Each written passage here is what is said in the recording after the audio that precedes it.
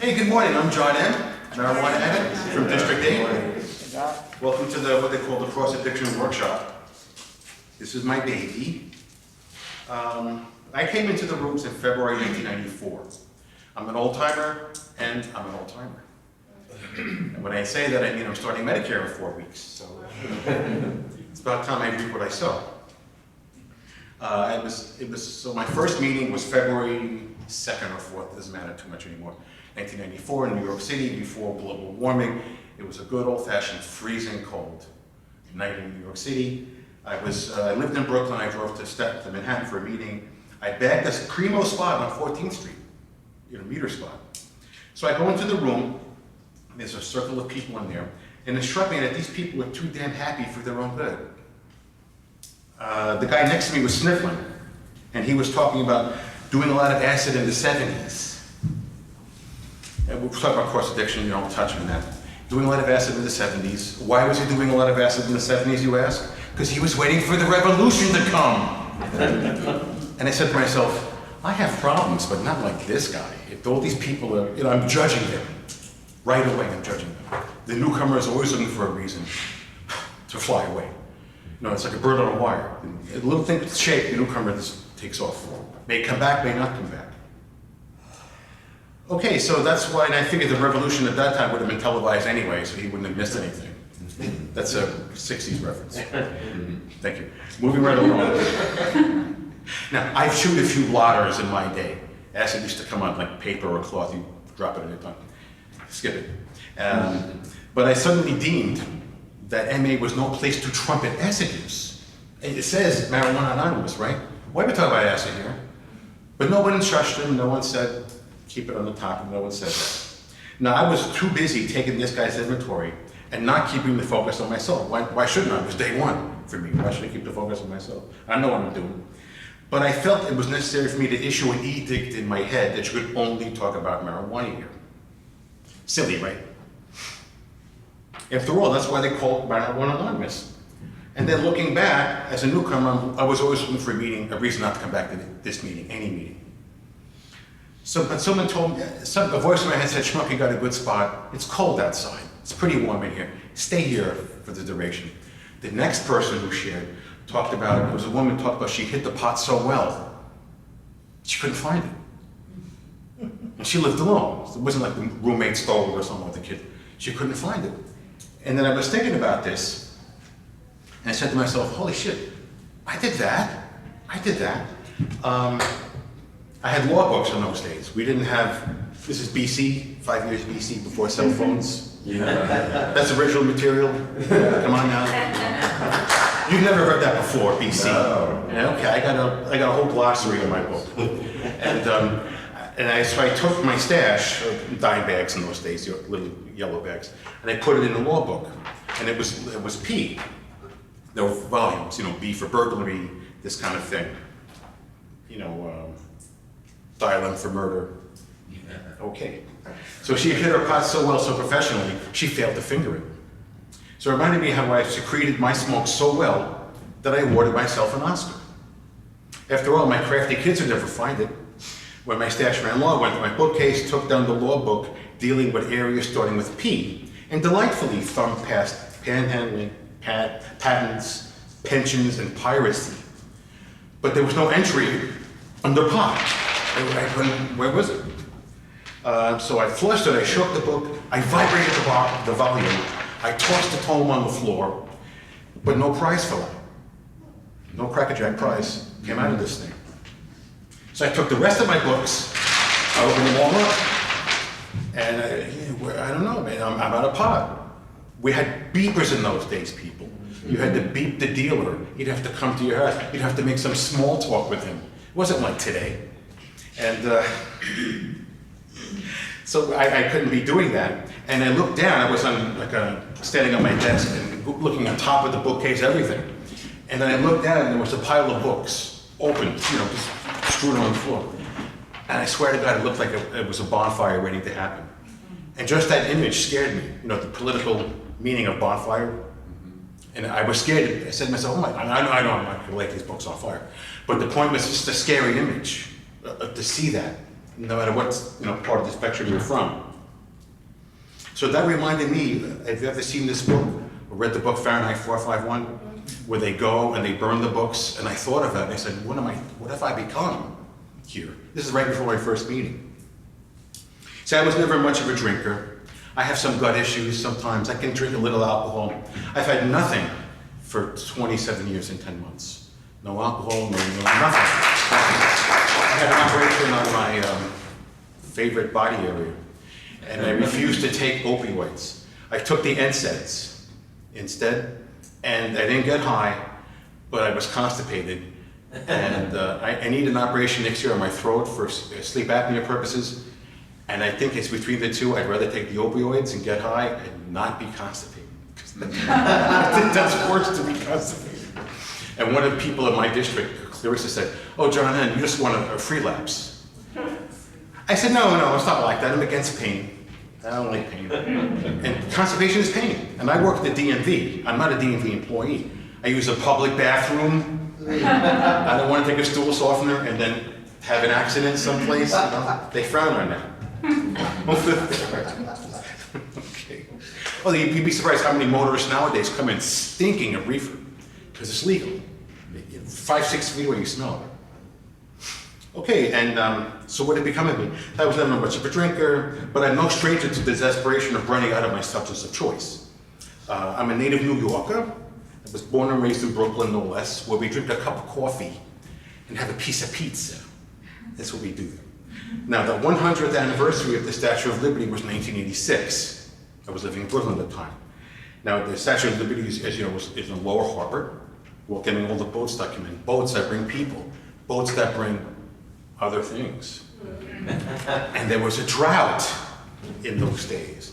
I was forced, in quotes, to consume alcohol. Terrible. How could they do this to me? This is America, right? I thought the capitalists were supposed to take care of these things. Okay, so talking about savaging my own house, have you ever seen the movie Days of Wine and Roses in 62, 63, Jack Lemmon? Yes. One of the early films. I think that he's a drinker, he gets his wife involved with drinking, and they become alcoholics full blown, and then they go, what's the word I want, dry drunk. Yeah. For about a month or two, they work in his father-in-law's gardening facility. All the pots, the trees and bowls, that kind of thing. And he can't find where he hid his pint of sherry. He can't find it. She can't find it. And instead of the books being vibrated, they started taking the pots and looking in the pots. And at the very end, they're throwing the fucking pots on the floor, and they're on their hands and knees like pigs, scraping through the dirt and the mud. And the father comes in. And it reminded me of that. So desperation comes in all colors in terms of substances. It doesn't have to be just marijuana. I can only imagine what goes on, with narcotics people. So talking about cross addiction, I went to, in the early days in '95, I went to an NA meeting. It's true, a Narcotics Anonymous meeting. And I'm sitting there, and didn't seem to be any women in the room, nothing wrong with that. And they were all talking about the different cuisines at different prison facilities, and how, the pepper steak is bad there, but the cabbage rolls are better here. This is not my world. And the jobs they pulled, and how their fucking lawyers did a bad job. Now, I'm a lawyer. I don't like to. And I got so paranoid that I was watching what they were doing with their hands, where they were putting their hands. Because I think I looked like a lawyer. I can't pass for a biker. I can't pass for a tradesman. I don't think I can do that. I don't look like a plumber to you, do I? Not that there's anything wrong with that. So I wasn't wearing a sport coat either, but still, I feel that people looking at me, they didn't give a shit. So when the break came, I threw $5 in, I just walked out like this, and I walked out the door. And I said to myself, they want what I want, but we take different roads. I was never homeless like some of these folks were. And God bless them, that they're still alive to tell their story. Anyone here only smoked pot and never had dabbled? Did you dabble or not dabble? You did dabble. What did you dabble? Alcohol, cocaine. Cocaine? Mm-hmm. The same day? No, yes. Okay. We can speak freely here. Your name is Roseanne, let's say. Yes, Right, it is. okay. Remember, whatever you hear here, when you leave here, please leave it here. Here, here, here, here. There you go. I'm bringing it back. We're bringing it back. Yeah. We used to do that at live meetings all the time. Now on Zoom, these young kids today, they don't have this kind of tradition. How many people here have been to AA meetings, whether you're alcoholics or not? Almost everybody. How many? That's great. You too, Phil. Let me see. I'm going to do a head count, okay? It's like 8, 9, 10, 12, 15, about 18 people, including me and Phil, about 20 people here. Great turn. Have some free coffee in the lobby when you saw me, when you finish here. When you go to AA, anyone here, do you feel uncomfortable to say I'm a marijuana addict? Have you been told not to say it? Yes. Don't even attempt. Don't even mention. I mean, do you mean like introduce yourself as a marijuana addict or mention marijuana in your share? Both, both. I would mention marijuana in my share. Okay. I'm from the Bay Area where it's a little bit more acceptable. Oh, I thought you were waving at me. It's a little, I feel like it might, compared to some of the meetings I've been to in other areas, it's a little bit more acceptable to talk about drugs. But I still will insert the word alcohol, and I have had struggles with alcohol. I still will insert the word drinking over using and alcohol over weed or other drugs, just to kind of fit in. Because to me it's all just, it's XA, it's the solution is the same. Anyone else go to AA meetings, talk about marijuana? What was your reception, John L? What was my what? How were you received? Well, I always introduce myself as an addict and, kind of leave it at that. But like during a qualification that I gave at a recent AA meeting, somebody shared afterwards and, was talking about you have to respect the house that you're in, and that being an AA meeting. And my sponsor happened to be in that meeting as well, and kind of swooped in with his share and sort of, set the record straight, so to speak, kind of. But it was awkward when I knew this guy was sharing and wasn't happy about the fact that I mentioned, my marijuana use. Did you make a faux pas? I don't think so, but he did. I like that word, faux pas. Yeah. Anyone else make a faux pas in an AA meeting? You could say it. I wouldn't say it was a faux pas. It was actually ended up being helpful during my qualification. It was an AA, but I shared that while I was still going to AA meetings, I was smoking out before going to AA meetings, and I was just like, well, I mean, this is Alcoholics Anonymous, this is fine. But I explained that as I started reading the big book and hearing people's shares, I thought, the way that they're discussing their alcohol addiction, I mean, I went there for a DUI. So the way people discuss their You alcohol had a addiction. DUI, is that what you said? Yeah. Okay, were you getting signatures at the time? Yes. Oh, okay. What year is this roughly? This was 2017, Okay. 2018. Mhm. So I was getting my signatures and everything, and I told some of the people, like, I'm still smoking. They're like, oh, you're California sober. That's what we call it. And I was like, okay. But then as I kept listening to people's shares, I'm like, the way that they share, like, this is me with marijuana. Like, I definitely wasn't alcoholic, but I wasn't to the level they described in the big book. I wasn't like that with alcohol, more so marijuana. Yeah. So when I shared about that in my qualification, I actually had someone reach out to me after, and because I shared, I said, I am a marijuana addict. I'm sure there are people out there who can smoke, and I'm jealous of them. They're fine, they can smoke, and they're normies, but I can't. And so someone reached out to me and said, like, thank you for sharing that. Like, I think I might want to look into like marijuana addiction. So. How did you identify yourself when you raised your hand? I say that whenever I raise my hand, I say I'm a woman in recovery. I'm an alcoholic, marijuana addict, compulsive overeater, codependent, all of it. So that's how I identify. So you got the whole menu there. Yep. And I do that also because when people share that all their different things, it helps me feel like not alone. Right. But I'm also from California, I'm from Los Angeles, so it wasn't, I didn't really get the pushback that I hear some people do. So at that particular meeting, they accept marijuana maintenance? No one has said that they accept marijuana. Well, those meetings I was going to in person, they just said, like, oh yeah, I've done that too, you're okay. Like, no one said don't do it. No. But it was just me, I came to realize that, okay, the way that they discuss this, that's me with marijuana, so I guess I have a problem.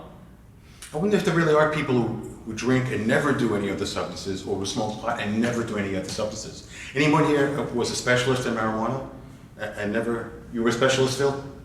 You wouldn't dabble? Occasionally, nothing beat twisting one up. No, the statute of limitations is run, don't worry about it. You're fine. Okay. Anyone else have, make a faux pas at an AA meeting, or NA meeting for that matter? Blue shirt, please. I had two pretty big ones. Well, I kind of fight against it when I am in AA.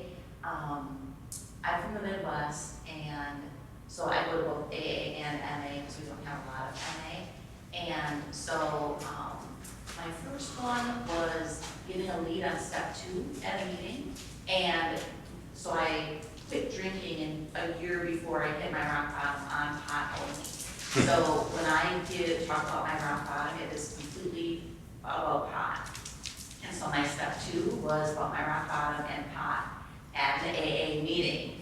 And afterwards, one of the women gave me a phone call and she said, I can't believe that you just talked about pot at an AA meeting.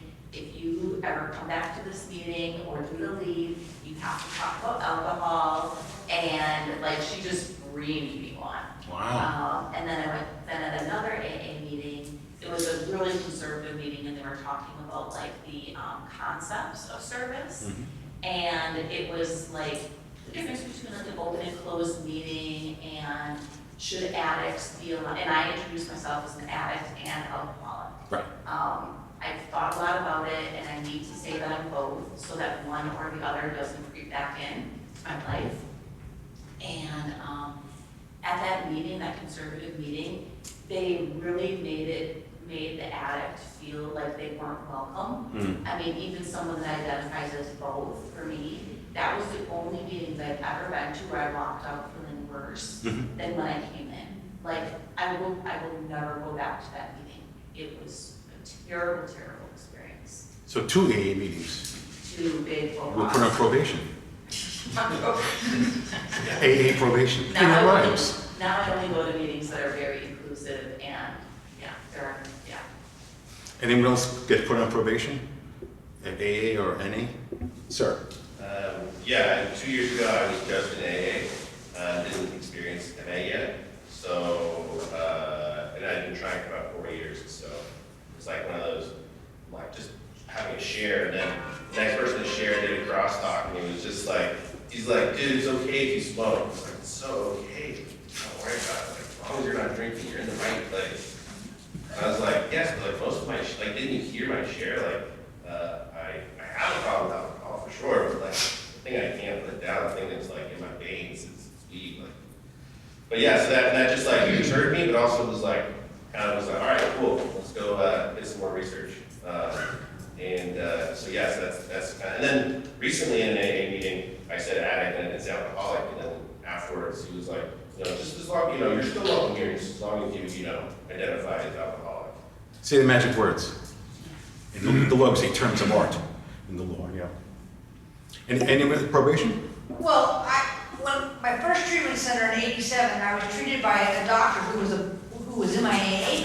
And he said that 75% of the people coming through that hospital were multi-substance abusers. 75%. And so to go ahead and say alcoholic addict or alcoholic, whatever, but you didn't do that in my group in '87. Now it's a little more, 2 or 3 people may identify that way. It's a little more, I mean, there's nobody comes down on them or, people say alcoholic and addict and it's okay. But at that time, even though he told me to say that, and even though I knew that most of the people coming in had other issues, our group is very welcoming to addicts, but we get them to the alcoholic. So I just say alcoholic just because it's singleness of purpose, and that's why I'm there. And I can't relate when they start talking about how much they drank and stuff. I just cannot relate, And so I'm so happy for MA. I'm so happy to have MA. So you didn't have to pay a fine or anything like that? No. Community service, nothing like that? No. No, I'm joking. Okay. I have some material here. Okay. So do you ever wear shoes around the house? Do you ever wear shoes in your bathroom? Do you ever walk around the entire wearing shoes from the outside? Right? Some people do. How about moccasins, espadrilles, snowshoes, even army boots? How about that? Or spike heels that are so risky that you need a building permit to wear them. There are only 3 degrees of separation here, right? Or you probably know someone who does know somebody who does these things. My second wife is that, like a lovely one. She lives in Silver Spring, Maryland now. We talk once a year. No names, please. After all, this is an anonymous program. What you hear, what you see here, when you leave here, please leave it here. Here. That's what I want to hear. Thank you very much. Your pad is where you feel the most comfortable, where you cool your heels and heat your meals, take out your teeth, and even leave up the seat. Why, you can even take your pants off during a Zoom meeting. No explanation is needed. You make the rules. So like-minded folks are the most welcome there. We're talking about this, right?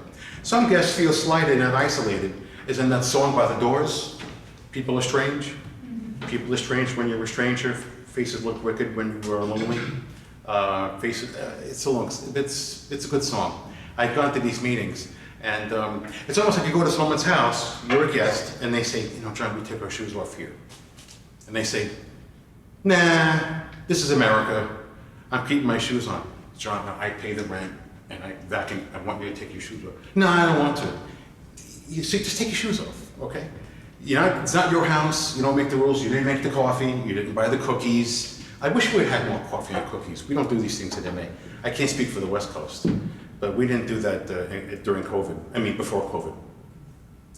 But I respect that, and I go to these meetings on Staten Island. In Staten Island, the North Shore is closest to Manhattan. It's about 8 miles. It's a half-hour ferry ride, which is still free. Some of the best things in life are free. You can sleep on the ferry because they wake you up now.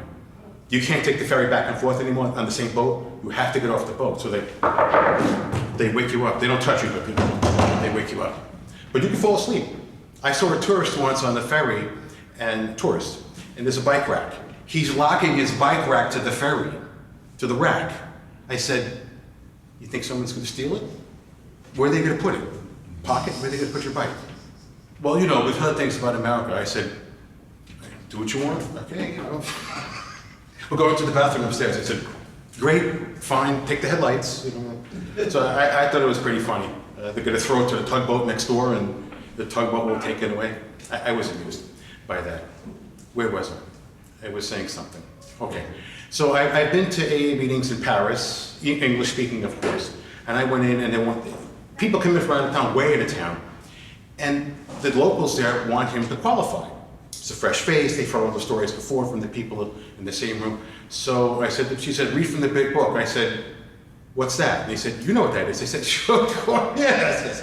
So I'm going through the big book, and I read a passage and I identify, is it the Bill W. stories when he's talking about selling stock, and he does well in Ohio, and then he gets drunk and he spends all the money and then some. I think I was reading that story, and first time ever I had been exposed to this, and I was really, taken by this. I could identify with this. And when I qualified, I made sure to leave out marijuana. I have some drinking stories, but I think I did make a mention of marijuana. And afterwards, in person, at fellowship, a woman said to me, we don't really talk about marijuana here. It's not very appreciated. I said, I wanted to say something, but you know what they say, does this thing have to be said? Even though I was buying my own meal, but still, I don't want to be the one to spoil the party. But I understand that. You're in someone else's house. And I learned, in France I learned this. I said marijuana addict, and someone said, in another meeting, I said, you're an addict, you're an alcoholic and addict. Yes, I'm an alcoholic and an addict. And then they applauded. So you just learn the buzzwords, right? Yes, sir. You know what I've never understood is like, what if you were sharing and you shared about PTSD? It's like, oh, we don't talk about PTSD here. It's like, that's a part of my story. Like, I'm not saying like, I understand if you're like leading as I'm a marijuana addict and you're an AA meeting, that I can understand. I just don't understand, it's your story. How, I don't know, try to help me, like, well, in your analogy, like, yes, you're in someone else's house, but it is your story, and your story is unique. And maybe you started smoking pot and it led you to alcohol, and maybe you tried to stop alcohol and started smoking pot again and led you back to alcohol. That's your story. It's beyond me how this could be construed as a problem for people when we're all coming together with our own unique experiences.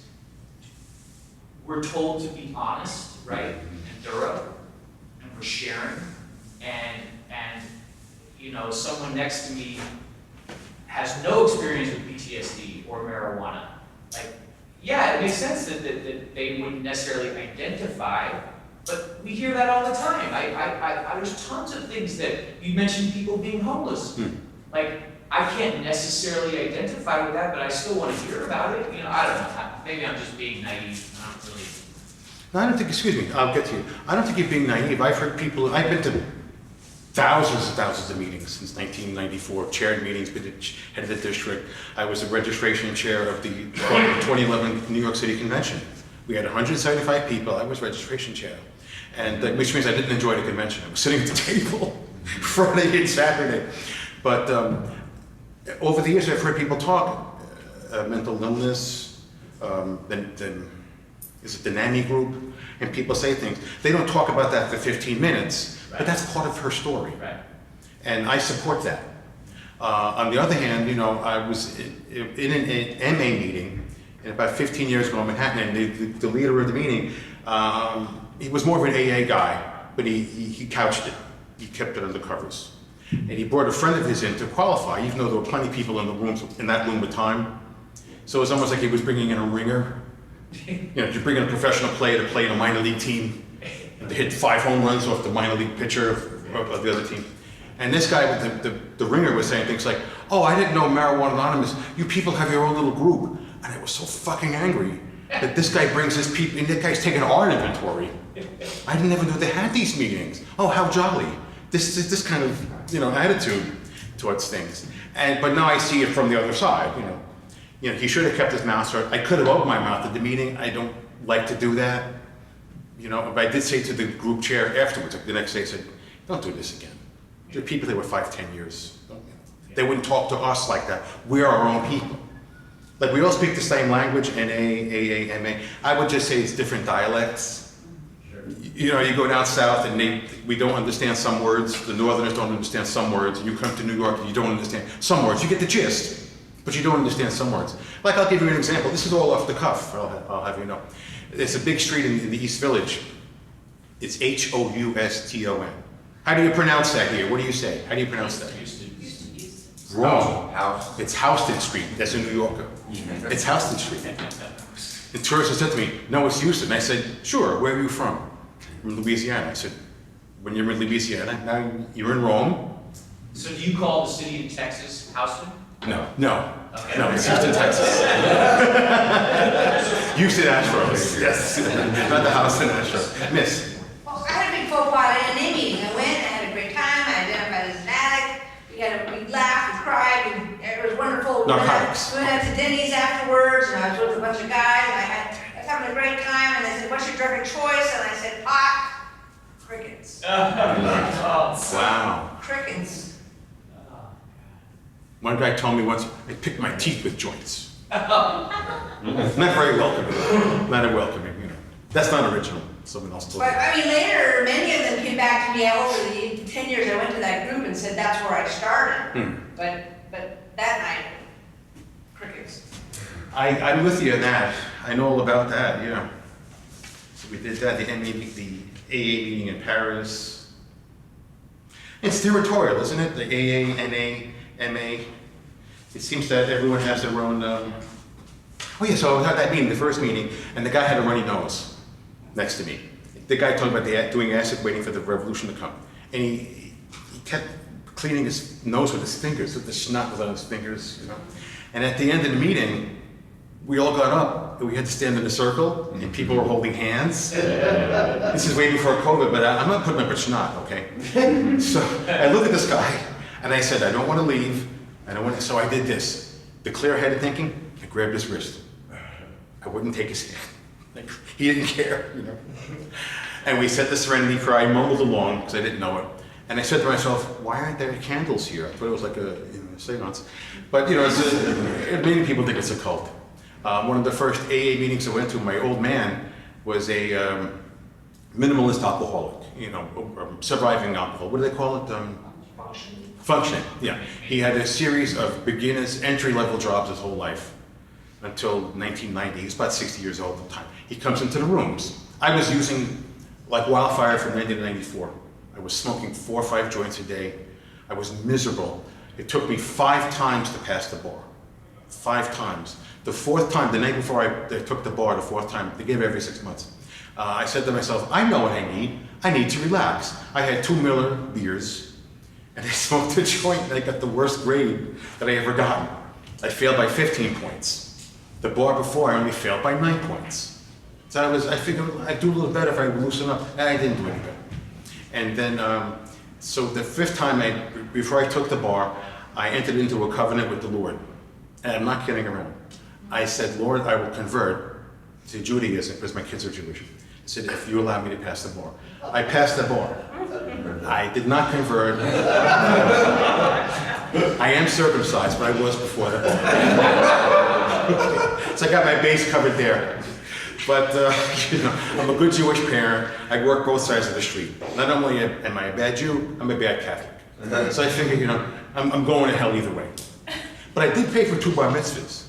So I figured maybe, I get there, I go upstairs. You have to buy tickets to pray in the synagogue for High Holy Day, so maybe that's the way I could, to get in. Anyway, I digress. What was I talking about? Well, the first AA meeting. So my father said to me, I called him, and at this time he knew how to talk to an addict, an active addict. He was like 1 or 2 years in the program, in AA. And he knew I was smoking, but I used to go to his house in the late 80s. I would take my shoes off, and he would say, Johnny. I said, yeah. I said, you have holes in your socks. I said, oh, okay. Instead of saying, what's the matter with you? He knew how to say it. He just pointed it out to me. I was ashamed, but there was no one else around. But he had to say it. I realized it was like a slap in the face, a cold slap in the face. And I bought new socks, but I didn't become sober. So in 1991, he drives me to Coney Island Hospital, not for medical treatment, but that's when the meeting was. So he says, come to the meeting. You don't have to say anything if you don't want to. Now, if he would have said, you can't say anything if you're high, I would have said, forget it, I'm out. I would have had a resentment. He said, you want to come to the meeting? I said, sure, I don't talk. I'd love to come to your meeting after watching you drink for 30 years of my life. Sure, you're such a great role model you are. But he was the worst of times and the best of times. So I go to this meeting. I'm 64 then. When I went to that meeting, there were people there in their 60s. I'm looking at them. I'm, doing my best to judge them and classify them and pigeonhole them. What's wrong with them? I'm better than that, even though I'm not normal. I'm better than that. And one woman said, every morning I used to have a Bloody Mary with breakfast. And in my own hand, I said, breakfast is a sacred meal. How can you do that? How can you pollute it with alcohol? Meanwhile, I'd be in the shower in the morning. You have to have a bathroom with a screen on the window. I told you the story? No, you're nodding your head. You take a big pen, you punch a hole in the screen, okay, before you start showering. You light a joint, put it in the screen, put the shower on. Then you lean over and you smoke, and I thought I was like Louis Pasteur. I thought I had invented the wheel or, invented windshield wipers. I thought I was going to patent this. That was my contribution to the world. Then I would get dressed, go to criminal court, defend criminals, and on the way to the F train, I'd smoke a second joint. But because I was very conscientious, I wouldn't finish that joint, no. So I would snuff it out and put the roach in, do they still say roach anymore? Sure. They do? I love the material here where it says your stash and your score. I'm saying to myself, I'm so glad they leave some relics in from the 60s and the 70s. So I would take the matchbook with the roach in it and put it in my socks. Now the attorneys sit up front in the court next to the detectives. Not just regular cops, detectives, plainclothes guys. Sitting there, and I put my right ankle on my left knee. I would smell, I put it down, and I said to myself, no one knows here what this smells like here. Court officers, everybody, the judges, everyone's walking around. They must have known. I used to walk around Brooklyn Law School in downtown Brooklyn. I saw this in Reefer Madness. They would light the joint and then hold the lit joint towards the palm of their hand, like you do with the vapes nowadays. And do that, and I thought it was the bee's knees. I thought, again, I discovered the wheel. This is 1 block from criminal court, Supreme Court, where professors must have known, my colleagues, my students. No one stopped me, even as a friend, to say, John, you can't do that. Stop that. And then clients never came back to me, even when I won cases, when I did pass the bar the 5th time, because I must have looked like that. So in 1993, I went out with this woman. I came into the rooms February '94. Went out with this woman. She was a hedonist. I was a hedonist. We had a great time. And I can't repeat these things. We're on microphone. Is that on, Phil? Okay. I'll tell you off the record. I can. But no. I'll edit it out. No. Okay. I performed some great feats during that time with this woman. And then I didn't know this, but it was a summer romance. She told me this in September of '93. She said, "Oh, it's Labor Day. Take care, have a good life." So, all right. So in February '94, I called her, Rena, and I said, she was a nurse in a hospital. I said, I'm an addict. I can't do this anymore. Every day I'm doing this. She would come over with a 6-pack of Heinekens, but the 16 ounce with the 24 ounce, something like that, these tall boys, and I would have 4 joints lined up, like cannonballs. They're all lined up, ready to be fired. And she would like smoke a half joint with me to be polite, and I'd drink a half a beer with her to be polite, and then we would get down to business. So I called her. She said, "Well, I have this name of a psychiatrist," and that wasn't what I wanted. I said, "Thank you," and I pretended. We're on the phone, I pretended to write it down. I said, "Thank you very much." So I called her like in September, October of '94. I'm in the program now. I was drinking. I'll get into that. But she said, "Come with me to the dog run." She was a PETA person. Okay, lovely woman. I mean, her house was like the Anonymous family for animals. I mean, she had the fucking lizard. She had this, the Gila monster, the other thing, 3 dogs, 18 cats, feeding strays in the backyard. She was a saint. She was a nice woman. So she come with me, meet me in the dog run in Prospect Park. I said, sure. Now, I had been to the dog run in '83, the year before, when I was heavily using. And I met these people again, acquaintances, like people you would know from down the block or on a different floor in the building if you still work in a place. And you see them and you say, "Oh, hi, yeah," and you don't know their name. You know they don't know your name, but you acknowledge it. So the people came up to me and they said, "Jim, right?" I said, "Yeah, I'm Jim." He says, "Good to see you." He said, "You changed the color of your hair?" I said, "No." Okay. Another guy came up to me. He said, "Hi, Joe, how you doing?" I said, "I'm great. How are you?" He said, "Did you lose any weight?" I said, "No." By this time, I hadn't smoked for about 6 months, no pot. And I said, "Thank you." Another guy came up and he said, "Have you gained any weight?" I said, "What have you heard?"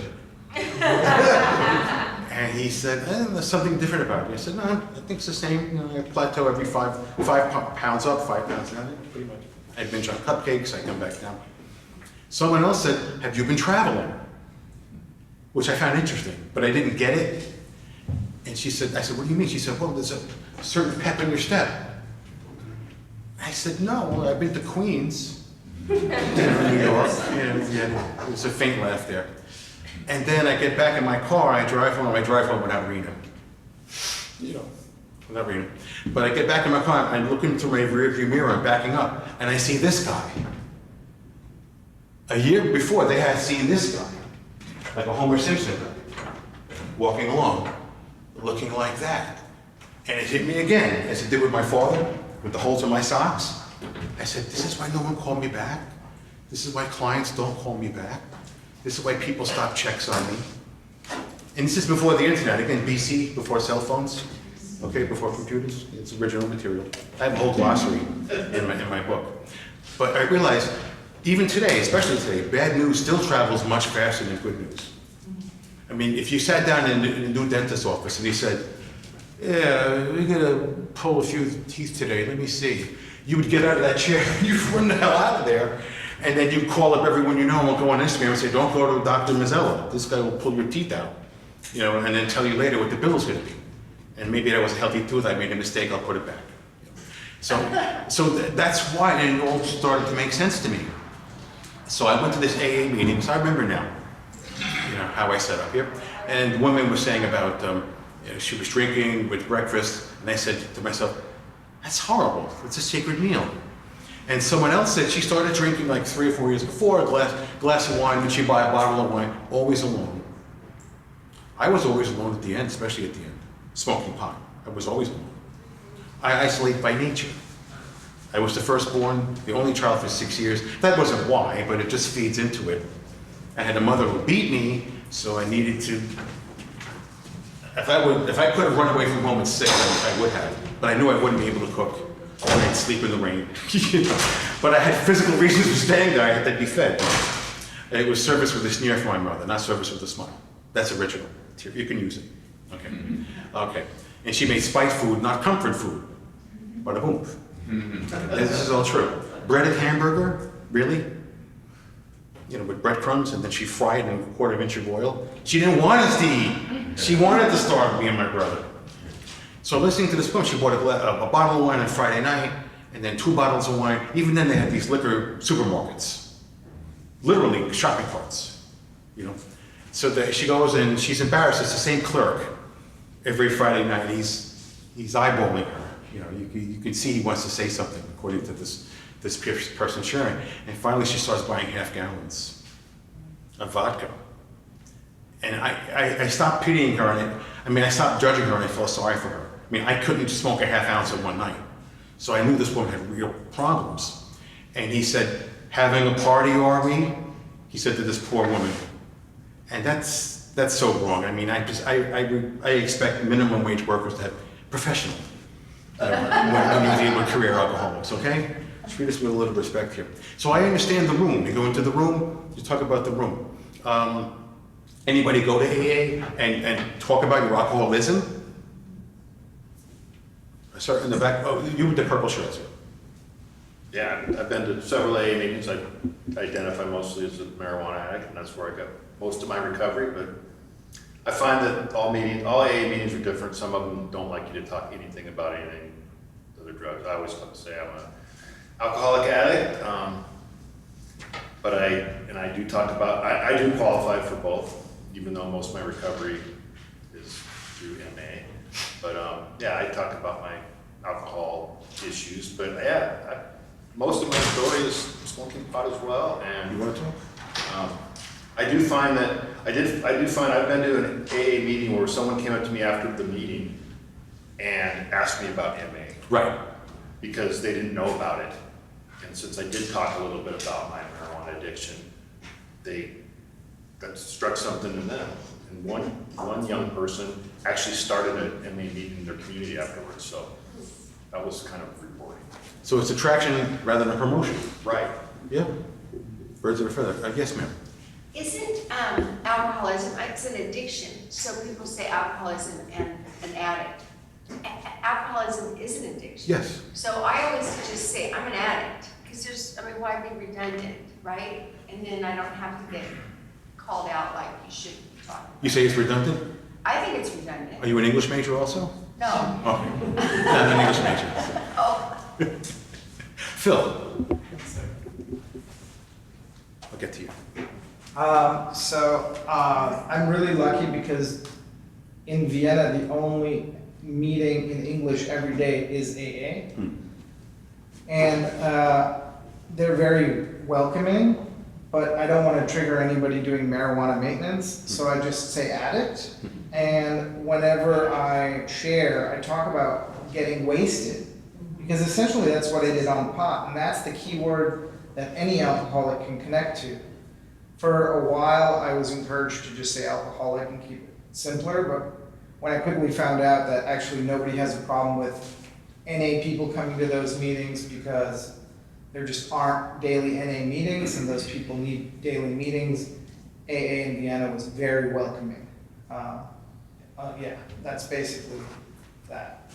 So do you say alcoholic and addict? Are those the No, terms of art? I just use the word addict because I know, and when there's basically a room full of people I already know and they know my story, because through conversations, fellowshipping outside, I usually reveal that, and sometimes I'll even just talk straight up about marijuana, but when there's people I don't know, I always just use the keyword wasted, because everybody can relate to getting wasted. Do you sometimes slip up and say, I used to roll a drink? No? I rolled some ice? I'm joking. Okay. Someone else had a... Yeah, well, I say loaded, loaded is fine. Yeah, I've heard Loaded is that. a great term for that.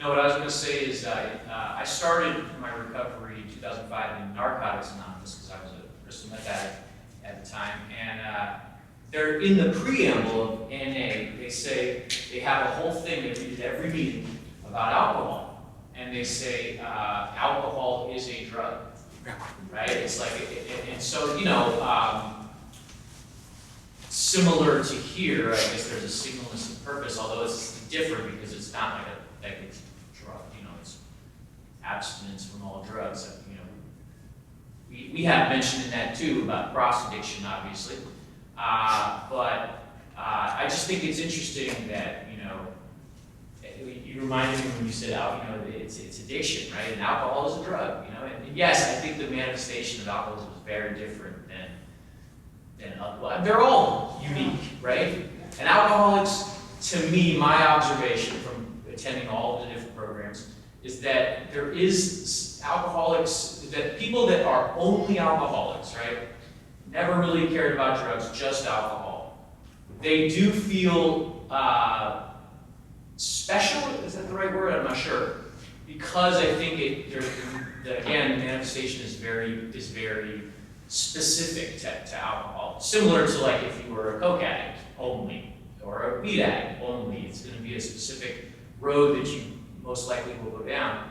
But I've always just taken a lot of pride in just saying, you know, in the appropriate setting, that I'm poly-addicted, and I've had tons of experience with trying to go one route, right? Oh, this thing won't have the same effect that you know, that this other thing had. And of course it doesn't have the exact same effect, but I'm doing it for the exact same reason, and it's all leading to the same place. That sounds good, poly-addicted, I like that. Yeah. Anyone else? Want to chat it up? Go ahead. I'm Courtney, marijuana addict. Hey, Courtney. I started my recovery in AA, and I heard a lot in the meetings, like the ism part, so I can identify with like alcoholism as just like wanting to change how I feel in an unhealthy way. And for like the first 6 months of my recovery, I could only like identify as an addict, but you know, for I guess the singleness of purpose, since I do go to like a lot of AA, I was able to understand like I can identify as an alcoholic too, because I am a poly addict. I can turn like, you know, all the 12-step programs I love, and because I qualify pretty much, like I can if I'm not working a program, or even if I am in one area. So that has made me feel more, you know, with the traditions, unity, has helped. So. Well, thank you, Courtney. How many people here would consider themselves to be cross-addicted? Just about everybody. Any chocolate addicts out there? Come on. Chocolate? Dark chocolate? We have to try. 72%. Sweet spot. Yeah, if it gets up to 90%, it just sticks to the roof of your mouth like peanut butter. It's no fun anymore. Yeah. I I like don't that. like cocoa nibs. Say what? Cocoa nibs. Well, no, listen. Purest. It's down the hall, break room 6. All right? It's 11 o'clock, Phil. Okay. Okay. What I wanted to get to also, when I first came into the rooms in '94, MA had only been in existence for about 4 years. There was some literature. I didn't keep any chips. It was actually MAA, Marijuana Addicts Anonymous. It's true. And give a little history lesson here. I have some time, right? Was it 10:45, I think? So I've got about 15 minutes. I'm going to cover other ground. I'm all just spinning this. I have the basic spine, you know, but I've taught so many years and done so many. I have a 12-step qualification, the whole thing, you know.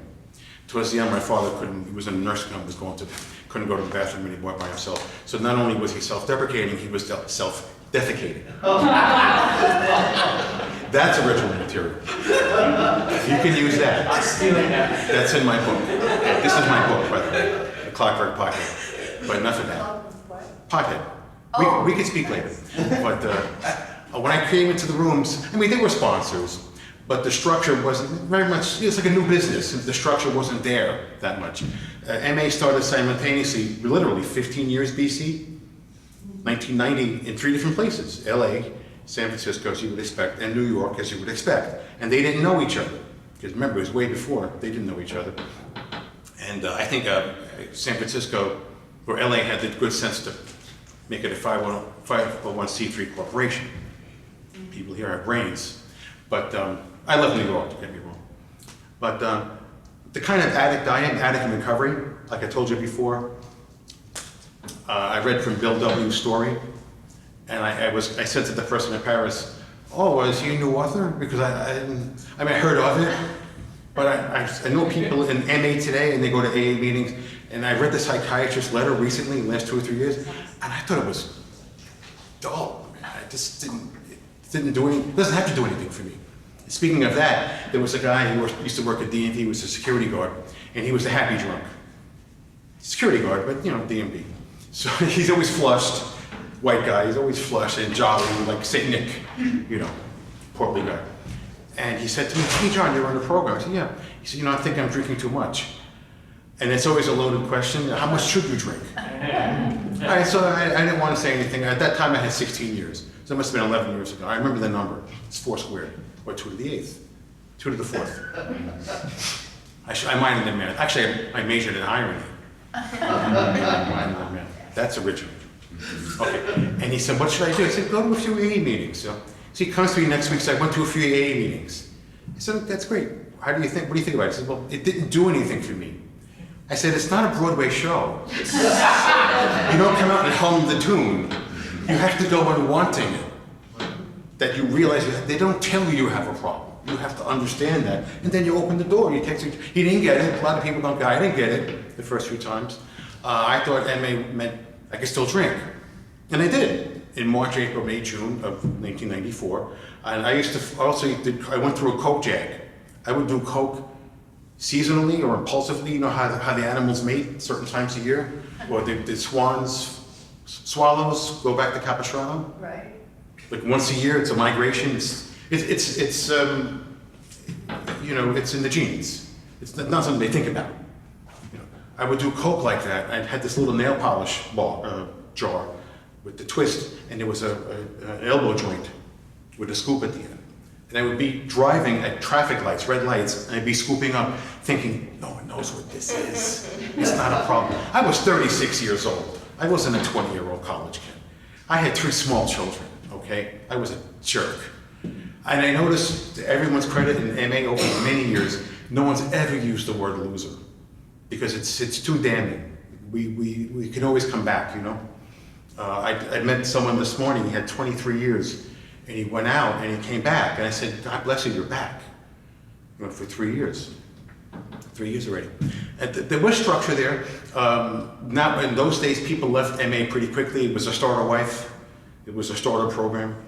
And they went to an AA meeting, and there were 20 people ready to do service.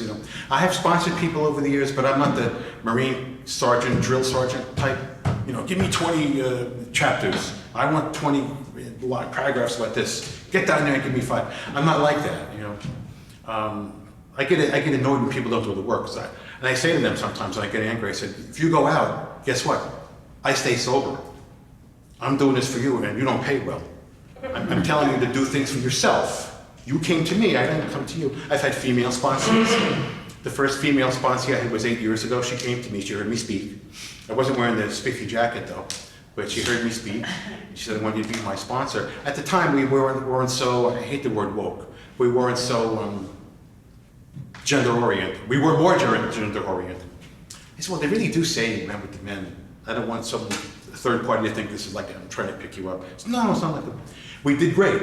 I yelled at her a few times. It was too cold to go to a meeting. I said, was it too cold to go out and get a dime bag? Was it? And, in a semi-dramatic way, in a comic way. She said, no, I'll go. And she went to the meeting. I said, I want to know what he said. Tell me who the speaker was. I know all these people, and she came with a report card, and I gave her a report. And when it came to step 4, the sexual inventory, she said, John, I don't feel comfortable. And I said, are we breaking up? She said, yeah, we're over. I said, I actually found her a female sponsor. Now I have another female sponsor. She lives somewhere in California. It's a big state. And she's getting married in the next week or 2. And she's got 2 years and change.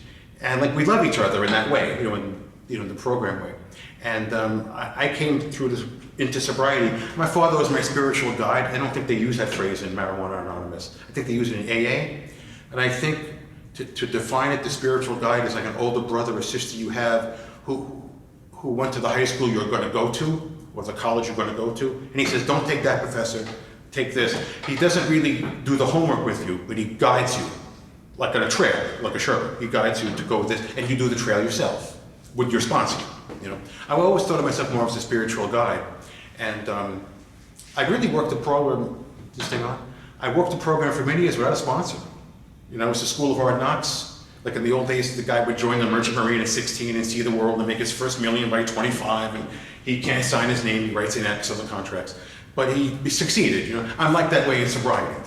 And I'm very literate, English major lawyer, I know about irony, I know all these things. It's ironic, right? I'm a sponsor, I don't work the steps. But I work the steps with the sponsees.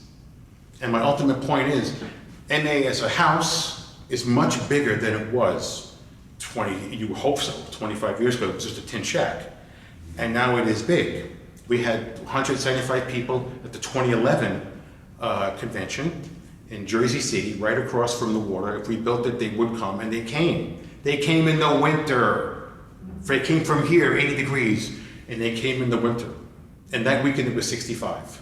And we're on the west shore of the Hudson and Jersey side looking at the panoramic view of Manhattan, which I could never afford to live in, but I'm looking at it and staring at it like a tourist myself. But the tools are here in this room. The tools are here, the sponsees. You go to the gym is well equipped. If you watch people work out while you're eating a muffin, you go home and say, the gym didn't do anything for me.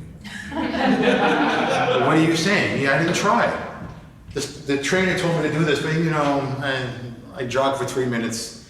I gained 2 pounds this week. How can that happen? So we fool ourselves. But the tools are here. They really are here. There's no need to go anyplace else, especially in the world of Zoom. And now we're coming out of Zoom, and I'm thrilled to death to hug people. See, I got a green sticker right there.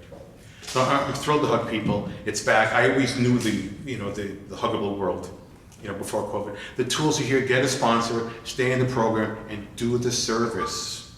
What was that? Pay it forward? That movie? Do the service. Nothing keeps you in the rooms like service. I don't care if you're a greeter. Hey buddy, how you doing today? You're a newcomer, day 3, it's great. That person will always remember that. That person will always remember that. Because he's the bird in the wire. That wire shakes, he's gone. You don't know if he comes back. I did coke during that period. I drank so much in '94 that I was vomiting. I drove drunk, and I knew I was drunk. I was a goddamn attorney. And I drove drunk. I'm driving home from a bar association function. Some judge had been sworn in. Had like 4 7 and 7s. I was drinking them as if they were like, cherry cokes, just downing them like my father used to. Lowly alcoholic. I was a marijuana smoker, classy. And not like that. I could roll a joint with my knees, steer with my knees and roll a joint with my hands. I'm more advanced than the old man. And I drove home, and I'm driving home, leaning forward, and some of the alcohol, I'm spitting up. You know how babies spit up when you feed them? And I had to wipe and I started driving like this, as if I'm a Barker lounger. And I stopped fully at stop signs. And I counted 3 seconds to make sure a cop would pull me over. I stopped at a yellow light. I never do that. Even today, I don't do that. I wanted to make sure a cop wouldn't make an honest mistake and pull me over and say, you can't even walk, can you? And then, the bar association, the grievance committee really frowns on that, the drunk driving. It's the only thing worse is stealing from the widow's trust fund. I didn't do that. Okay? But the tools are all here. All the equipment is here. The trainers are here. The old-timers are here. Phil is here, doing service. Thank you. Let's give it.